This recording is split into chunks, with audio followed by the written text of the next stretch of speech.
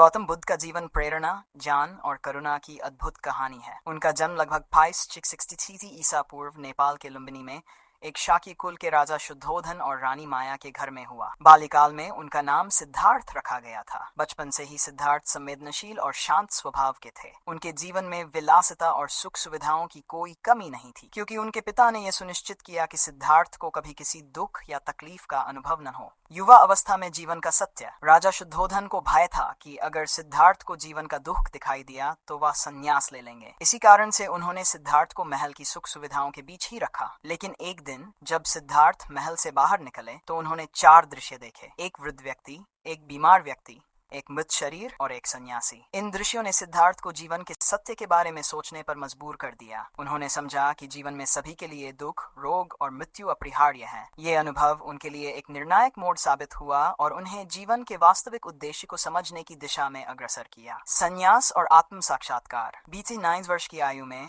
सिद्धार्थ ने अपने परिवार और राजपाट को त्याग कर संन्यास लेने का निर्णय लिया। वह सच्चे ज्ञान की खोज में वन वन भटकने लगे और कठोर तपस्या की। लगभग 6 वर्षों तक कई कठिन साधनाएं करने के बाद भी उन्हें संतोष और ज्ञान प्राप्त नहीं हुआ। तब उन्होंने अति संयम और कठोर तपस्या का मार्ग छोड़ मध्यम मार्ग का अनुसरण करने का निश्चय किया। बोधगया में ज्ञान की प्राप्ति। आखिरकार सिद्धार्थ बोधगया पहुंचे, जहां उन्होंने बोधि वृक्ष के नीचे ध्यान लगाया और ये निश्चय किया कि वे ज्ञान प्राप्त किए बिना वहां से नहीं उठेंगे। कई दिनों तक ध्यान में रहने के बाद उन्होंने अंततः पूर्ण ज्ञान या बोधि को प्राप्त किया और सिद्धार्थ गौतम से गौतम बुद्ध बन गए, जिसका अर्थ है ज्ञान प्राप्त व्यक्ति। धर्मचक्र प्रवर्तन और बौद्ध धर्म का प्रसार। गौतम बुद्ध ने अपनी ज्ञान की प्राप्ति के बाद वाराणसी के पास सारनाथ में अपना पहला उपदेश दिया। इस घटना को धर्मचक्र प्रवर्तन कहा जाता है। यहाँ उन्होंने 5 शिष्यों को अपने पहले उपदेश दिए, जो आगे चलकर उनके प्रमुख अनुयायी बने। उन्होंने 4 आर्य सत्य और अष्टांगिक मार्ग का प्रचार किया, जिनमें जीवन के दुखों का कारण, उनके निवारण का मार्ग